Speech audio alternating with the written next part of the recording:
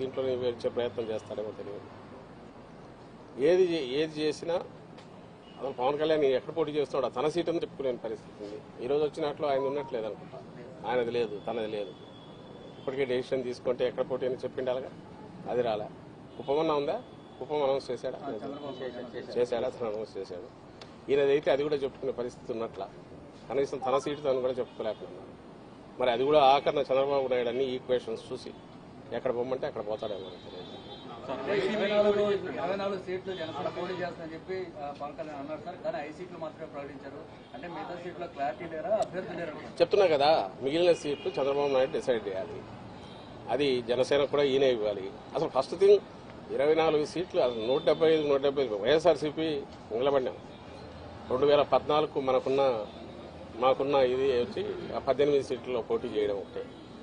అంతకుముందు పులివెందుల ఇది గెలుచుకోవడం. అలాంటిది 2014లో ఎన్నికలకు మొత్తంగా ప్రిపేర్ అయ్యాం. అంతకుముందు స్థానిక సంస్థలు కానీ అంటే రాజకీయ పార్టీ విశ్వసనీయత కలిగిన నాయకుడు ఉంటే ఆ పార్టీ స్ట్రక్చరు 175 కాన్స్టిట్యున్సీలు 175 పెట్టాము. తెలంగాణలో కూడా ఎక్కడైతే మేము వద్దనుకున్న చోట కూడా కొన్ని చోట్ల పెట్టాము. 6% ఓట్స్ ఆ రోజు తెచ్చుకున్నాం పోటీ. ఇందులో ఒక పార్టీ ఎట్లుండాలి రాజకీయ పార్టీ అనేది జగన్మోహన్ రెడ్డి గారు చూపిస్తే, ఒక అవుట్ఫిట్ ఏదో పెట్టుకుని ఇది రాజకీయ పార్టీ అని చెప్తున్నది ఏదైతే జనసేన అంటున్నారో, ఇంత దరిద్రంగా ఇట్లా కూడా ఉంటారా అనేది చూడాలంటే ఆయన్నే పవన్ కళ్యాణ్ గారిని చూస్తే కనపడుతుంది. అందుకోసమే మీరు గమనిస్తే పార్టీ స్ట్రక్చరు ఏర్పాటు చేసుకోవడానికి కానీ 175 నియోజకవర్గాల్లో ఒక ఇన్ఛార్జిని పెట్టుకునే ప్రయత్నం కానీ, అలాగే పార్టీ తరఫున కింద కమిటీలు వేయడం కానీ ఎందుకు చేయలేదంటే రేపు డిమాండ్ పెరుగుతుంది, చంద్రబాబు నాయుడుకి ఇబ్బంది కలుగుతుందని. జస్ట్ ఊరికే పార్టీ పేరు, గాజు గ్లాస్ గుర్తు ఈ రెండు పెట్టుకున్నాడు. అండ్ నేను ఇంతకుముందు అన్నట్టు 100% ఓన్డ్ సబ్సిడరీ కింద చంద్రబాబు నాయుడు అందరినీ డిసైడ్ చేస్తాడు. ఇక్కడ విమర్శలను అక్కడ తీసుకెళ్లొచ్చు. అది ఇంకా ఆలోచించుకోవాల్సింది ఈయన మీద హోప్ పెట్టుకుని పవన్ కళ్యాణ్ మీద ఇన్నాళ్ళు కలలు గంటూ వచ్చిన వాళ్ళు ఎవరన్నా ఉంటే వాళ్ళు ఆలోచించుకోవాలి. వాళ్ళ పరిస్థితి ఏంది, వాళ్ళకి ఆఖరికి ఏమి ఇది అవుతుంది అనేది వాళ్ళు ఆలోచించుకోవాలా. ఇప్పటికైనా రియలైజ్ కావాలా. అంటే ఇలాంటి చంద్రబాబు నాయుడుకు లేకపోవడం, 175 స్థానాల్లో ఇన్నాళ్ళు అధికారంలో ఉన్న తెలుగుదేశం పార్టీ 175 స్థానాలకు అభ్యర్థులను డిక్లేర్ చేయలేకపోవడం, అందులో ఇంకోరిని తీసుకొచ్చి 24 స్థానాలు వాళ్ళ కనకడం, ఆ 24లో కూడా ఎవరు అనేది చెప్పలేకపోవడం. అంటే ఎంటైర్ థింగ్ ఈజ్ ఫ్లూయిడ్. ఇందులో బీజేపీలో కూడా ఒకవేళ పొత్తు కుదిరితే ఈయన పంపిస్తాడు అనుకుంటా, తన అభ్యర్థులనే పంపిస్తాడు. సో మాస్టర్ ప్లానింగ్ ఆయన చేస్తాడు, దాని నుంచి దీని నుంచి అనేది ఆయన. బీజేపీ గురించి చంద్రబాబు మాట్లాడలేవు సార్, కానీ పవన్ కళ్యాణ్ మాత్రం బీజేపీ ఆశీస్సులతో సీట్లు ప్రకటిస్తున్నాం అంటున్నారు. ఏం మాట్లాడాలి, ఆయన పోయి కలిసి వచ్చాడు కదా, కలిసి వచ్చాడు. ఆ తర్వాత ఫీగర్స్ వస్తున్నాయి. పవన్ కళ్యాణ్ అన్నదాన్ని వీళ్ళెవరు డినై చేయట్లే. సో బీజేపీతో పొత్తు అర్జెంటుగా పెట్టుకోవాలనే దాంట్లో, అలాగే కాంగ్రెస్ వరకు ఇండైరెక్ట్ ఫైనాన్సింగ్ చేయించైనా వైఎస్ఆర్సీపీ ఓట్లు ఏమైనా చీల్చగలమనేది అది కూడా ఆలోచిస్తున్నాడు.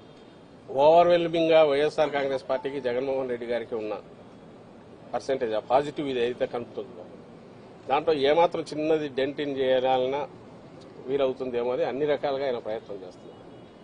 ఇందులో పాజిటివ్ అజెండా కానీ, రాష్ట్రానికి ఇది చేయగలను కానీ, లేకపోతే రాష్ట్రానికి 14-19 మధ్య ఇది చేశానని చెప్పుకోగలిగిన ఇది కూడా ఏది లేకపోవడం ఆయన దౌర్భాగ్యం. అలాంటి ఎత్తిపోయిన కేసుకు సబ్సిడరీ కింద పోవడం ఈయన బలహీనత, ఈయన దారిద్ర్యం ఇది కనపడుతుంది దాంట్లో. వైసీపీ సిద్ధం అంటుంది, యుద్ధం చేస్తామని పీకే అన్నారు. మీరు రెడీగా ఉన్నారు? దేని మీద చేస్తారు? 24 మందిని పెట్టి ఆయన పెట్టుకుని 24 మంది కూడా ఎవరు అభ్యర్థులు తెలియకుండా, అది కూడా ఆయన ఇంటికి వెళ్ళి చంద్రబాబు ఇంటికి వెళ్ళి ఆయన అనౌన్స్ చేసి ఈయన ఎవరి మీద యుద్ధం చేస్తాడు? గాల్లో తిప్పుకోవాల్సిందే, తిప్పడం తప్ప.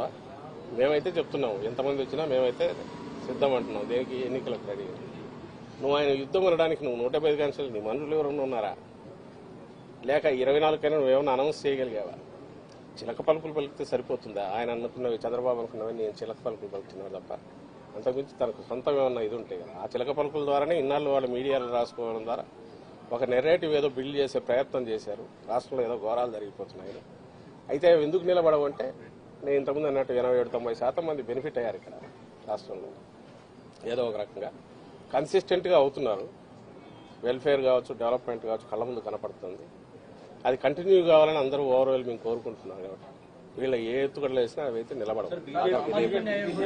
బీజేపీతో పొత్తున ఆల్రెడీ ప్రయత్నాలు చేశారు. ఇప్పుడు ఇద్దరే రెండు పార్టీలు అనౌన్స్ చేశారు. అంటే బీజేపీతో పొత్తు లేనట్టని భావిస్తున్నారు.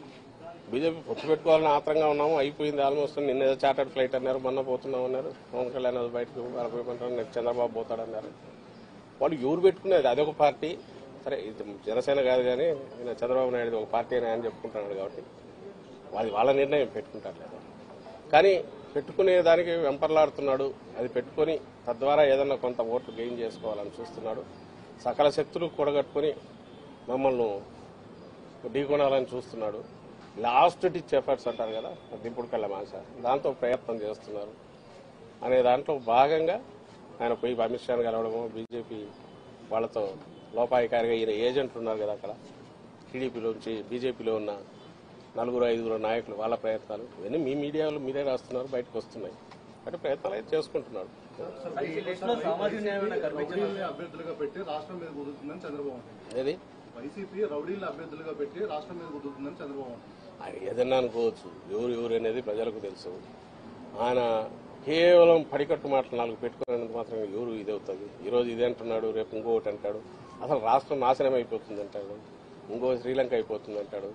ఈయనేమో మరి ఆయన అనౌన్స్ చేసేవేమో మన ఎప్పుడు లెక్కేస్తే 30,000-40,000 కోట్లు అవుతుంది ఒక స్కీమే ఆయన చెప్పినట్టు ఇస్తే. కానీ ఎప్పుడు ఇవ్వడు తెలుసు, అందులో 0.5% ఏమైనా ఇస్తే ఇస్తాడు. గతంలో హిస్టరీ మనం చూస్తే అలాంటిదే ఉంది ఆయన హిస్టరీ అంతా. జనం నమ్ముతారు, జనం గొర్రెల్లాగా నమ్ముతారు. తను 5 ఏళ్ళు అయిపోయింది కాబట్టి మర్చిపోయి ఉంటారని అనుకుంటున్నాడు కాబట్టి ఆయన ఏదైనా మాట్లాడతాడు. మామూలు ఉద్దేశించి కూడా ఎలాంటి మాటలైనా మాట్లాడతాడు. బట్ అల్టిమేట్గా ప్రజలు అనుభవించినారు, ఆ పీరియడ్ అనుభవించినారు. పాజిటివ్ సైడ్ ఈసారి కూడా వాళ్ళ ఎక్స్పీరియన్స్ డిఫరెంట్గా ఉంది. ఫస్ట్ టైం ప్రజలది వైఎస్ఆర్సీపీ పాలన కాబట్టి దే హ్యావ్ ఆల్రెడీ డిసైడెడ్ అని మాకు వస్తున్న దీంట్లో కనపడుతుంది. మా సర్వేలో కానీ మాటలో కానీ ప్రమాణం కనపడుతుంది. We will sweep last time కంటే బెటర్ ఇది ఉంటుంది. 175 టార్గెట్ మాది అట్లే ఉంది. సామాజిక న్యాయం కనిపించిందా? మీ పార్టీ ప్రతిసారి సామాజిక న్యాయం అంటుంది, ఇప్పుడు ఇస్తే అదేమైనా కనిపించిందా? స్టేట్ పాలసీ అసలు అది అది ఇస్తే దానికి ఏదైనా ఒక ఇది లేదు, శాంక్టిటీ లేనప్పుడు దాంట్లో మళ్ళీ దానికోసం వెతకడం అది చూసేది ఇంకా అందులో అనౌన్స్ చేయాల్సింది. అతను సామాజిక న్యాయం మా వైపు నుంచి అయితే ఒకరితో పోల్చుకోవాల్సిన పరిస్థితులు అయితే లేవు. ఈయన క్రియేట్ చేసిన బెంచ్ మార్క్ ఏదైతే ఉందో జగన్మోహన్ రెడ్డి గారు, అది దాని దగ్గరికి రావాలంటే వీళ్ళ వల్ల జన్మలో కాదు. ఎందుకంటే వీళ్ళు ఎప్పుడు ఆ తరహా ఆలోచించలే. సోషల్ ఇంజనీరింగ్ గురించి ఆ ధైర్యము చేయలే. ఒక జగన్మోహన్ రెడ్డి గారు ఎందుకు చేయగలిగారంటే ప్రజలతో డైరెక్ట్ ఆయన దీంట్లోకి వెళ్ళిపోయారు. అండ్ ప్రజలు ఆయన్ను పూర్తి నమ్ముతున్నారు, విశ్వసించారు. ఇట్లాంటి నాయకుడు మాకు కావాలంటున్నారు కాబట్టి ప్రజల ఆకాంక్షలను అర్థం చేసుకున్నారు కాబట్టి ఆ బ్యాలెన్సింగ్ సోషల్ ఇంజనీరింగ్ అనేది ఆయన సక్సెస్ఫుల్ చేయలేదు. వీళ్ళ చేత ఏమవుతుంది, వీళ్ళు పెట్టుకున్నదంటే నానా చోట్లపడి ఎట్లా అన్ని అతుకులు వేసుకుని ఎట్లా రావాలని వీళ్ళు చూస్తున్నారు. ఆ ప్రయత్నం కూడా చేయలేరు. ఒకవేళ చేసేట్టు లేక అంకెల్లో చూపాలని చూసినా జగన్మోహన్ రెడ్డి గారు చేసిన ఒక పోటీ దగ్గరే కాదు, మొత్తం ఎంటైర్ స్పెక్ట్రంలో చేస్తూ వచ్చారు. జీవితాల్లోనే మార్పు అట్లా తీసుకొచ్చారు.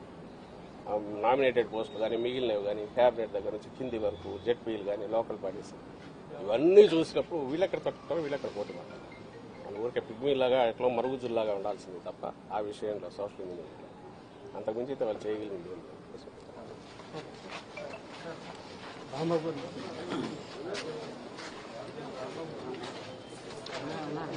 ఉన్నా